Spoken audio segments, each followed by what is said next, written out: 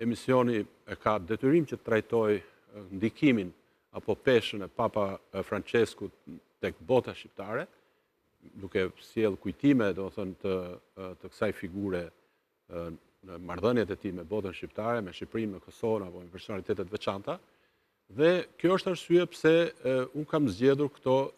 fotografi, kam patur 2 herë rastin që të takoj Papa Francesku, një herë me ish presidentin e Kosovë, me ish zëvendës kryeministrin Bexhet Pacolli në vitin 2019, dhe pastaj me ish zëvendës kryeministrin e Malit të Zi, Dritan Abazović, të 2 vizitat organizuar nga unë. Dhe janë jashtëzakonisht domethënëse për nga episodët, se nga mesazhet e shkëmbyer, kjo është arsye pse kam zgjedhur që t'i përcjell, natyrisht me një lloj sensi krenarie. Papa Francesku ishte dikush që ishte informuar mirë, jo thjesht nga ato tezat që i përgatisin apo ato pasqyrat bio që i përgatisin këshilltarët e vet, një ekip natyrisht i Vatikanit i njohur për atë saktësinë apo për thellësinë e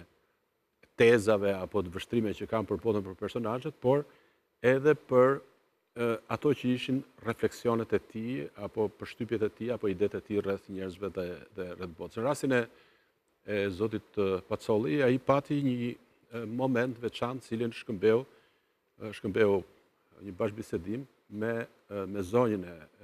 zotit Pacolli, e cila i shpjegoi atë se çfarë bënte ajo për gratë shqiptare të dhunuara të Kosovës, iniciativa ndryshme me karakter social, pra që sillnin si rezultat produktet ndryshme artizanale që destinoheshin pastaj për tregun evropian. Përpjekje pra që këto gratë të shkëputeshin traumës luftës të krijuara nga ushtar slav, ortodoks pra, ndaj grave muslimane, dhe zonja Pacolli ishte një grua me origjinë ruse, natyrisht me shtetësi shqiptare, e cila i ndihmonte ato. Dhe mbaj mend fjalët që ai tha në praninë time, i tha të lutem, ke bekimin tim, vazhdoje këtë që po bën, dhe hajde në verë bashkë me fëmijët e tu të më trego se si do të vazhdoj puna. Kurse në rastin e takimit që pati me zëvendës kryeministrin aso kohë të Malit të Zi, për herë të parë një shqiptar apo zëvendës kryeministri i Malit të Zi,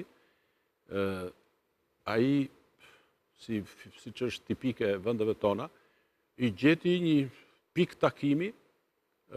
Buenos Aires nuk është thjesht një tokë e Argjentinasve, po edhe tokë e Ballkanasve, atje ka një komunitet arbresh është fort, pra në fakt komunitet Italo-Argjentinas është fort, dhe që po sigurisht edhe Ballkanas tjerë dhe malazez, njëri prej tyre, ai që ishte lider shpirtëror i Papa Franceskut, ishte një malazez, dhe kjo ishte një nga ato tema që diskutuar gjatë